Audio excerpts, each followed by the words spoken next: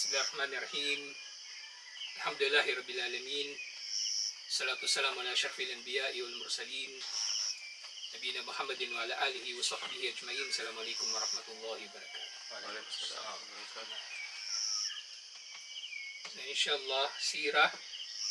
Tutuloy natin pagtalakay doon nga sa mga kaganapan bago yung hijrah. Kasi nagsimula lang na talakay natin yung pakikipag-usap ni Propeta Muhammad sallallahu alaihi wasallam doon sa mga taga-Yatrib. At 8, yung unang nakausap ni Propeta Muhammad sallallahu alaihi wasallam. At marami pang iba't ibang mga pagtatagpo ang nangyari. Hanggang sa sinundan na nga ito ng bay'ah doon sa Aqabah. Na dalawang batch ito. Yung una 18 katao, tapos pangalawa 70. So marami sila na unang nagbai'a kay Propeta Muhammad sallallahu alaihi wasallam, tapos pagkatapos ito nagpadala na si Propeta Muhammad sallallahu alaihi wasallam ng tagapagturo doon sa Madina, si Mus'ab bin Umair. Tapos may mga nauna na rin na naghijra. Sa pagitan ng mga nangyari na ito, di ba? Yung Amul Huzun, kasampung taon ng hijra, tapos mga sumunod na taon nagdaawa si Propeta Muhammad sallallahu alaihi wasallam sa mga taga Madina. At baging mismong hijra, napangasawa ni Propeta Muhammad sallallahu alaihi wasallam si Aisha radhiyallahu anha.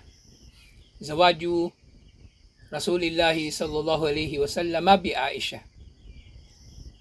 At itong pag-aasawa na ito nangyari sa ika-11 na taon. Fi Shawwal min hadhihi sana. Itong taon din na ito na nakausap niya yung mga taga-Yatrib. Sa ka-11 na taon. Sana tu hadi ashar minan nubuwah. Ika-11 na taon ng pagkapropeta. Tazawwaja Rasulullah sallallahu alaihi wasallam Aisha Siddiqa radhiyallahu anha. Wa hiya bint 6 sinin. Sa napangasawa ni Propeta Muhammad sallallahu alaihi wasallam si Aisha sa taon na ito. Ibig sabihin, pinanganak si Aisha, ang edad niya dito 6 na taon. Sa totoo yun, yung 6 na taon. Pero syempre, hindi sila nagtalik hanggang sa naging dalaga muna si Aisha radhiyallahu anha. So pwede mangyari na makakasal muna kayo pero walang pagtatalik. Yun yung isang aral dito. Ngayon dito, daanan lang natin ito ng konti. Actually, nadaanan na natin ito ng mga nakaraang mga pagtalakay. So yung napangasawa niya si Aisha, 6 na taon. At yung mga tao, lalo na kupar, diba? Takang-taka sila rito. Kasi sinisiraan nila si Propeta Muhammad sallallahu alaihi wasallam. Pero nga, kinasal lang naman sila eh. Walang nangyaring pagtatalik, walang nangyaring anuman. Kasi kung sa batas ito ng tao, ang nangyayari dito, child marriage. So, pinagbabawal yun sa batas ng tao. At kung hindi kayo kasal, diba, parang mangyari sa kupar, di ba? Ang kalalabasan nun, kay hinatnan nun, kung magrereklamo yung pamilya ng babae, lalo na, statutory rape.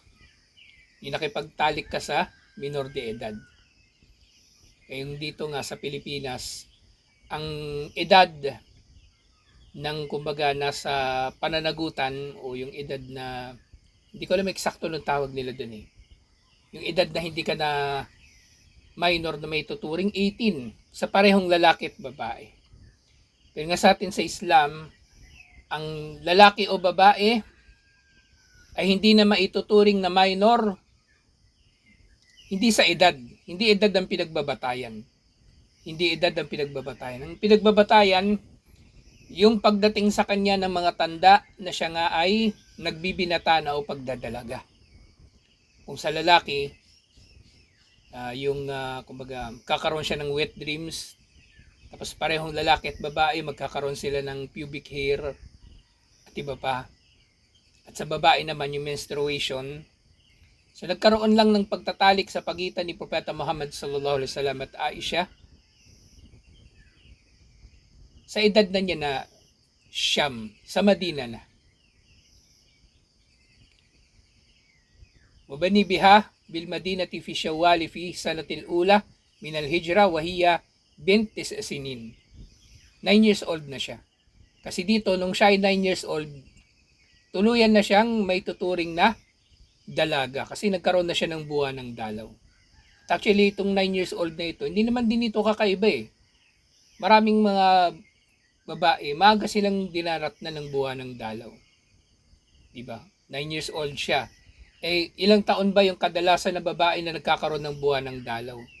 11 years old. 12 years old. Mga edad ng high school. So, hindi kakaiba. Hindi kakaiba ito. Walang kakaiba dito. Malisyoso lang talaga sila. Malisyoso lang talaga sila. Kaya tawag nila si Propeta Muhammad sallallahu alaihi wasallam, aliyado billah, pedophile o kung ano-ano pa man.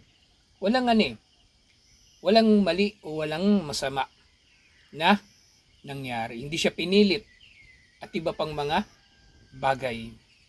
Ngayon, mga Muslim lang ba ang gumagawa nito? Kasi lagi nila sinasabi yan eh. Kay mga Muslim, nag-aasawa kayo ng bata kasi ginagaya niyo yung propeta nyo. Waliyadu billah. Pero totoo niyan, kahit sa mga Amerikano, kahit sa mga British, meron silang mga ganito na nag-aasawa yung matanda, lalo na, ng mas bata. Hindi lang Muslim ang gumagawa nito. Hindi lang Muslim. Kahit ngayon pag-aasawa ng marami, hindi lang Muslim ang gumagawa nito. Sa Amerika, merong mga kulto. Nag-aasawa sila din ng marami. Pinahintulutan yung lalaki mag-asawa ng marami. Iba't-iba pang mga katulad nito. Pero nga, ang tao, kapag gusto niyang masiraan ang isang bagay, puro kasamaan na lang yung makikita niya rito kahit mabuti. Kahit mabuti, hindi niya na yun papansinin. Hindi niya na papansinin. Puro na lang kasamaan yung kanyang papansinin, waliyadu billah. So ito, ano ito eh. Kumbaga, isa ito sa yung mga, kumbaga, mahalagang nangyari sa pagitan ng Amul Huzun atong Hijra at mas specific sa pagitan ng Isra wal Mi'raj. So ngayon, yung matatalakay na natin inshallah, itong al-Isra wal Mi'raj inshallah. Nangyari nga ito sa ika-10 taon ng Hijra. Sa ika-10 taon din ng Hijra o iba-iba yung ulat eh. Kumbaga basta nangyari itong al-Isra wal Mi'raj pagkatapos ng Taif. Pagkatapos pumunta si Propeta Muhammad sallallahu alaihi wasallam ng Taif, so dito siya nag-Isra wal Mi'raj. Wa bainama an-nabiy sallallahu alaihi wasallam yamurru bihadhihi al-marhala. Habang dumadaan si Propeta Muhammad sallallahu alaihi wasallam sa tagpo na ito, wa kadatid da'wa tashukku tarikan bainan najahi wal ittihad. So sa panahon na ito, yung da'wa ay nasa pagitan ng pang-aapi at pagtatagumpay. Kasi di ba inaapi siya ng Quraysh at maaring magtatagumpay na rin siya sa kanyang da'wa kasi tinanggap na siya ng mga taga Yatrib. Hindi nga lang nagsisimula pa ang Hijra. Pero ganun pa man, tinanggap na ng mga taga Madina ang Islam. Yung ngayong kahit yung Hijra doon sa Madina, hindi yun basta-bastang nangyari. Ilang taon din ang lumipas. Ilang taon din ang lumipas. Hanggang sa finally, mag-Hijra doon si Propeta Muhammad sallallahu alaihi wasallam. Di ba nakausap niya yung mga tao? Sa ika-11 na taon, yung nakausap niya dun sa Aqaba, ika-11 na taon, yung mga taga Madina. So 2 taon pa bago nagkaroon, kumbaga bago naghijra talaga si Propeta Muhammad sallallahu alaihi wasallam. Kaya hindi kumbaga hindi talaga natin makukuha sa biglaan yung mga bagay-bagay. Lahat dahan-dahan. Kahit yung mga bagay na kinasangkutan ni Propeta Muhammad sallallahu alaihi wasallam, dahan-dahan lang din na natupad. Dahan-dahan na natupad. Wabadaat nujumul amal tatalamma fi afakin baida. At ang bituin daw ng pag-asa ay lumitaw na doon sa abot tanaw. So, ibig sabihin nagkakaroon na ng liwanag sa madilim na gabi. O tanglaw o gabay sa madilim na gabi. Wa ka'ahadithul Isra wal Mi'raj. Nangyari, ito na nga yung al-Isra wal Mi'raj. Waqtalafa fi ta'yini zamanihi al-aqwalin syatta. Sa mga scholar, marami silang iba't ibang pananaw kung kailan ba ito nangyari. Ngayon magtatanong yung tao, bakit hindi na itala eksakto yung panahon ng Isra wal Mi'raj? Napaka-importante nito. Yun nga, kasi nga tayo, hindi naman tayo nag-celebrate ng anniversary. Hindi tayo nag-celebrate ng anniversary. Hindi natin kailangan malaman kailan nito eksakto. Hindi tayo nag-celebrate ng anniversary. Ngayon, meron iba't ibang pananaw. So, may mga nagsasabi, ito raw ay Fakila kanal Isra'u fi sanatil lati akramahullahu fiha bin nubuwa. Sa unang taon pa lang ng nubuwa, waqtarahu at-Tabari. Sa pananaw ni Imam at-Tabari, nangyari ito sa unang taon pa lang ng pagkapropeta. Wakila kana ba'dal mab'ath bikam sisinin. Rajahadalika an-Nawawi wal Qurtubi. Sina Imam at-Nawawi at Imam al-Qurtubi, sabi nila sa ikalimang taon ng pagkapropeta. Wakila kana laylatus sabi'i wal ishrina min syahri Rajab sanata ashara binan nubuwa. May nagsasabi din, nito raw ay nasa ika-27 na gabi ng Rajab sa ika-10 taon ng nubuwa. Wakila qabla al-hijrati bisittati ashara syahra. So bago daw mag-hijra, 16 months bago mag-hijra, ay fi Ramadan sanata thani ashar minan nubuwa. Sa ika-12 na taon daw ng pagkapropeta sa Ramadan nangyari. Wakila qabla al-hijrati bi sanati wa syahrin. May nagsasabi din 1 taon at 2 buwan bago mag-hijra, ay fil Muharram sanata thalitha ashar minan nubuwa. Sa ika-13 na taon ng nubuwa.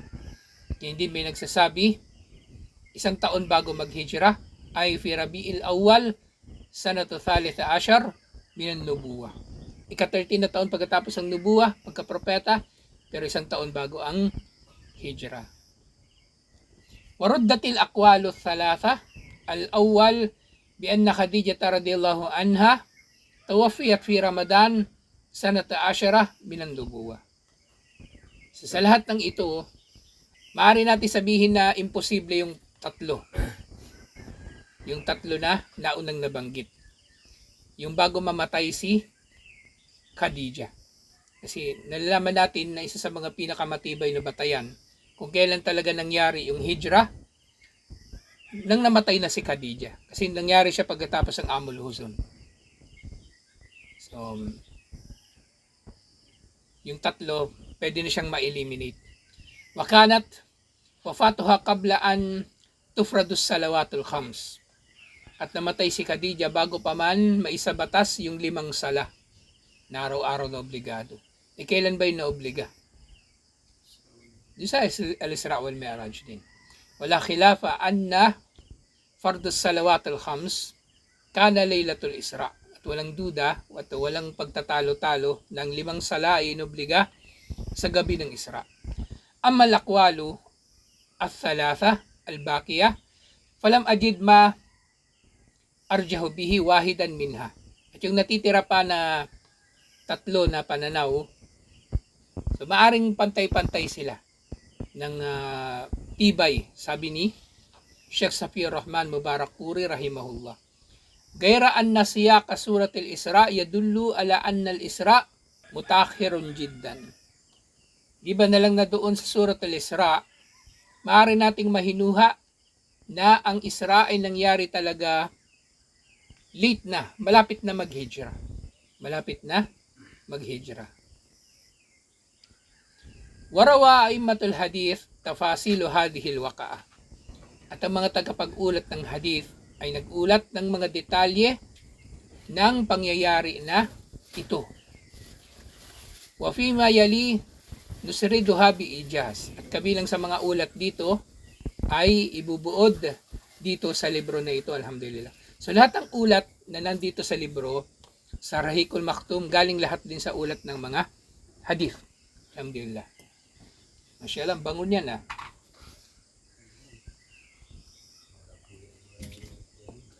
Wala yung antok ni Rashid. Pero lalo ako nagdududa eh. Parang alam niya gusto ng papa yan eh. Alam niya yung papa mahilig sa malunggay pandesal. Nagpapalakas. Mashallah. No. Di baling malate sa lecture.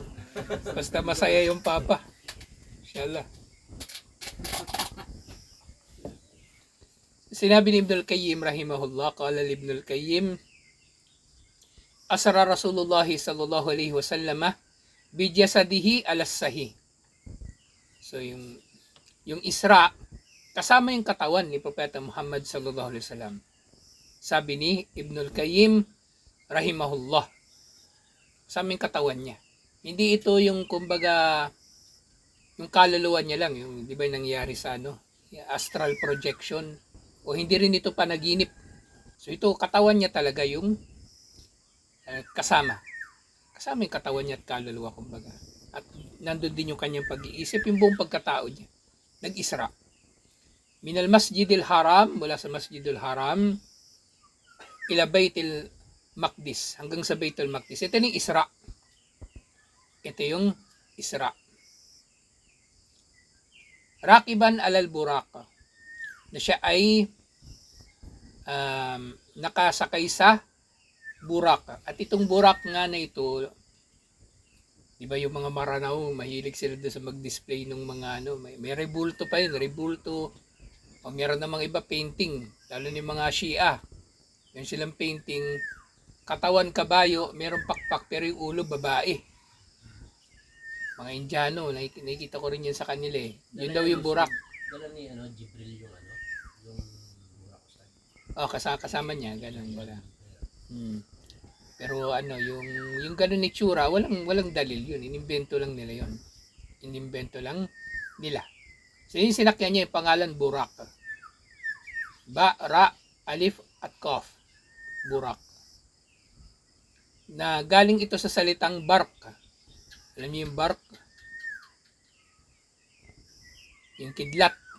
So tiyang siyang Burak, galing doon sa salitang bark, yung kidlat. So, simbilis siya ng kidlat. Ganun. Isipin niyo, di ba? Nakarating siya ng Jerusalem, nakarating siya ng langit, sakay ng burak. Napakabilis nun.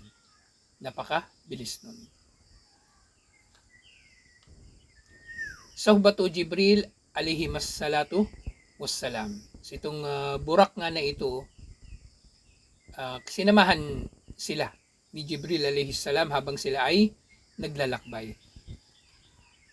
Fanazala hunak wasalla bil anbiya'i imaman warabat al buraq bihalkati babil masjid. Sa pagdating na daw niya doon sa Jerusalem, kumbaga bumaba siya doon at nag-imam siya sa mga propeta doon sa Jerusalem. Habang yung burak ay tinali niya doon sa pinto ng masjid ng kumbaga yung Baitul Maqdis. Yun yung tinatawag natin ngayon yung Masjid al-Aqsa. Ang Masjid al-Aqsa doon sa Jerusalem, malaking compound yun eh. Ilang hektarya yun. Tapos sa loob ng masjid na yun, nandun yung Dome of the Rock, yung kulay gold yung dome. Tapos merong mas lumang masjid doon na madalas sinishare yung picture tapos sinasabi ng mga tao ito yung Masjidul Aqsa. Pero hindi yun ang Masjidul Aqsa talaga. Either sa dalawa, hindi yun ang Masjidul Aqsa. Ang Masjidul Aqsa yung buo na yun. Yung buo na yun.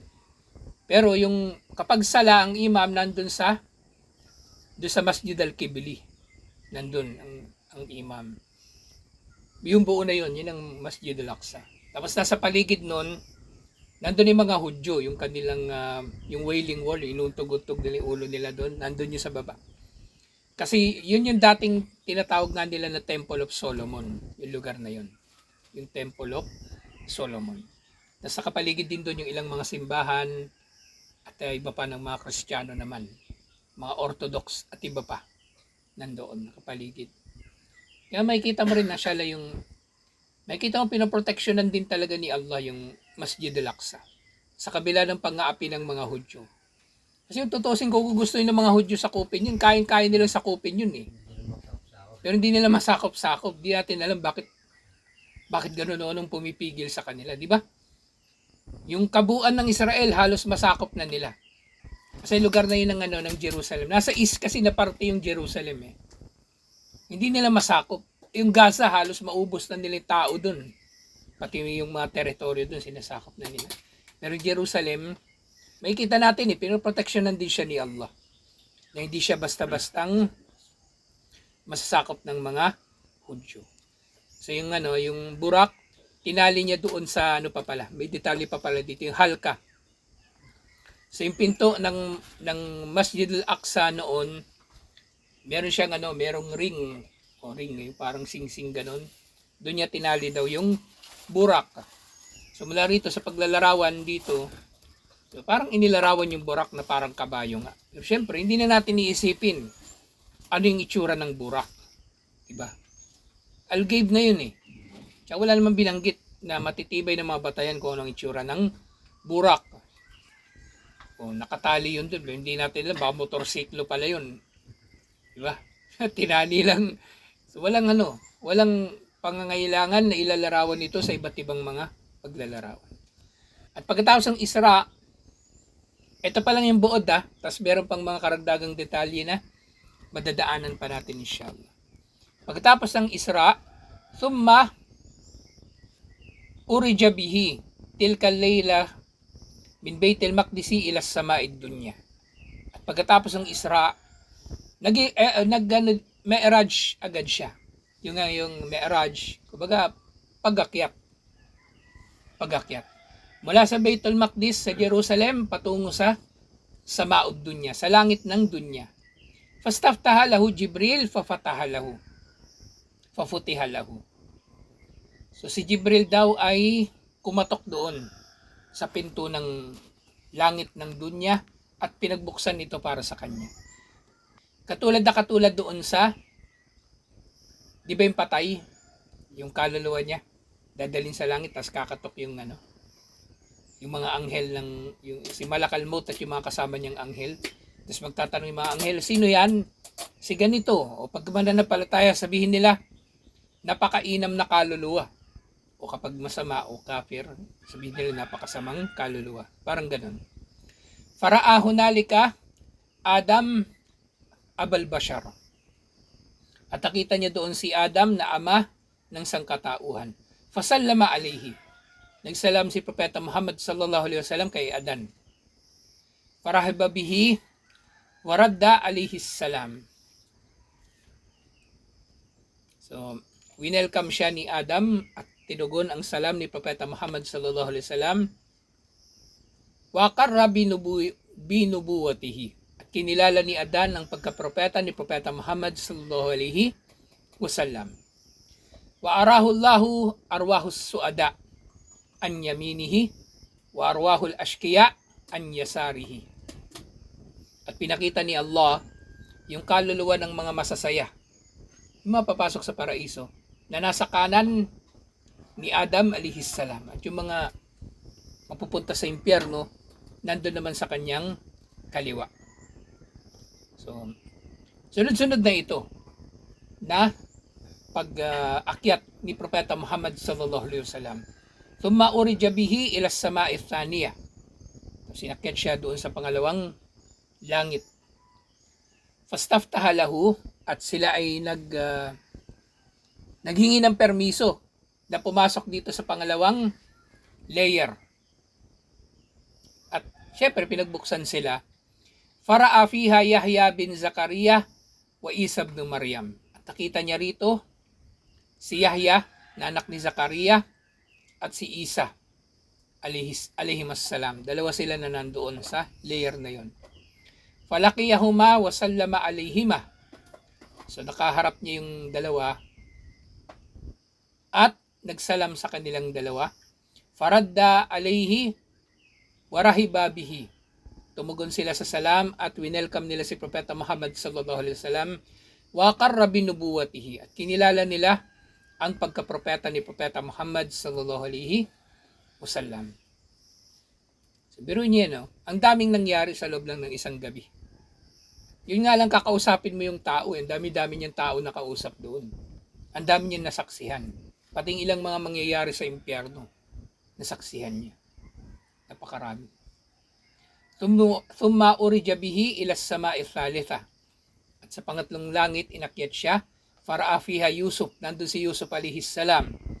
Fasallama alayhi, faradda alayhi, warahiba bihi, wa aqarra binubuwatihi. Sa pareho rin yung ginawa niya.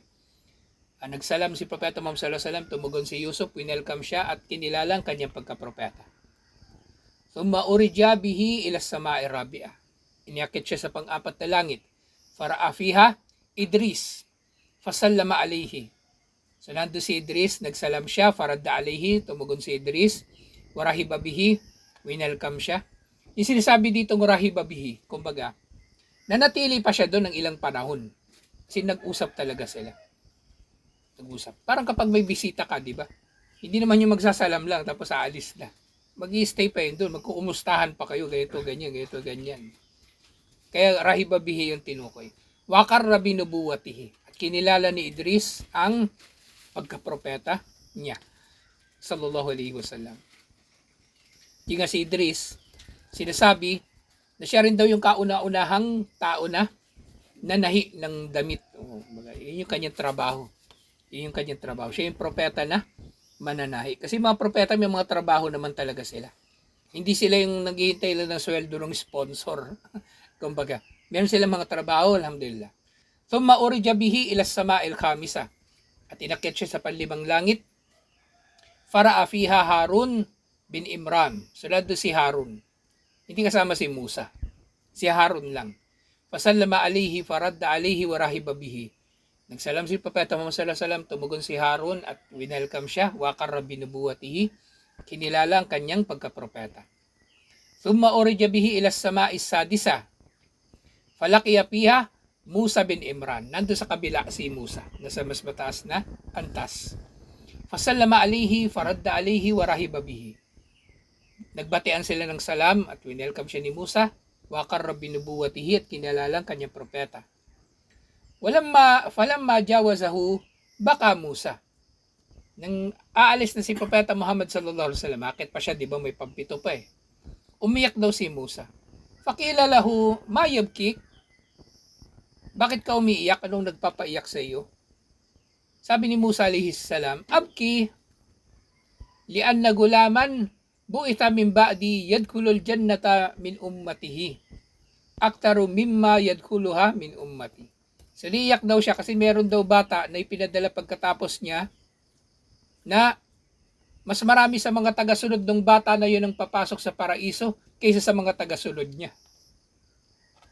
Tinutukoy niya syempre si Propeta Muhammad sallallahu alaihi wasallam. Maaaring totoo nga. Hindi na maaari. Totoo nga na ganun nga yung mangyayari. Kasi unang-una, magiging mas malaki ang populasyon ng umma ni Propeta Muhammad sallallahu alaihi wasallam. At pangalawa, alam natin, palpak yung mga tagasunod ni Musa alayhi salam, yung mga Hudyo. Baka nga yun sa mga Hudyo na kasama pa niya mismo, kasama niya mismo nung buhay siya. Baka mas marami doon may impyerno sa tigas ng ulo eh. Diba?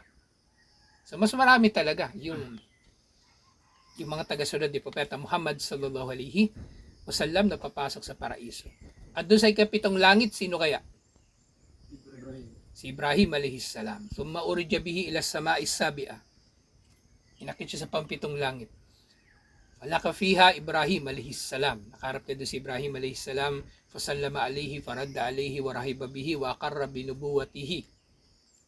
Nagbatian sila ng salam. Winelcome siya ni Ibrahim at kinilala ang kanyang pagkapropeta. Alhamdulillah. So, ito yung dito muna tayo titigil inshallah. Kasi marami pang mga detalye dito. So dito nagsimula yung Mi'raj, alhamdulillah. Yung Isra, yun lang yung nangyari doon, yung nag-iimam siya. Pero itong Mi'raj, yung marami talaga na naiulat na nangyari. Alhamdulillah. Kaya, dito, nung binabasa ko ito, talaga eh. Kumbaga, kung ngayon pa lang dito sa mundo, di ba yung mga tao, Meron na tayong tinatawag na metaphysics, quantum physics, na yung mga bagay-bagay na hindi normal pwedeng mangyayari. Diba? Yung time dilation, yung kumbaga theory of relativity, diba, na maaring magiging iba ang experience, iba-ibang experience ng tao, depende sa kanilang lugar, depende sa velocity ng kung nasaan sila. Yung mga nasa outer space at nandito sa planet Earth, magiging iba yung bilis ng pagtanda nila. So yung mga tao nakakaranas ng ganun, lalo na si Propeta Muhammad sallallahu alaihi wasallam, na nararanasan niya yung kapangyarihan na si Allah lang ang meron, hindi niya binigay sa tao. Biro niyo sa loob ng isang gabi, ang dami niyang naranasan, ang dami niyang pinagdaanan, ang dami niyang nakita, ang dami niyang nasaksihan sallallahu alaihi wasallam. Nakakaano to, nakakamangha itong kwento ng Al-Isra wal Mi'raj. Yun nga lang, ginawa ng mga gumagawa ng bidaa, na bidaa nga nila. Ginawa nila ng kwento, ginawa nilang piyesta, kung ano-ano pa. Pero tayo, mga tunay na mananampalataya, ang sineselebrate natin, ang kapangyarihan ni Allah. Dito, sa Al-Isra wal Mi'raj, alhamdulillah. Sa tutuloy pa natin ito, inshallah. Kasi, alhamdulillah, maraming detalye na babanggit dito sa Ar-Rahiqul Maktum. Alhamdulillah, tutuloy natin ito, inshallah. Assalamualaikum warahmatullahi wabarakatuh.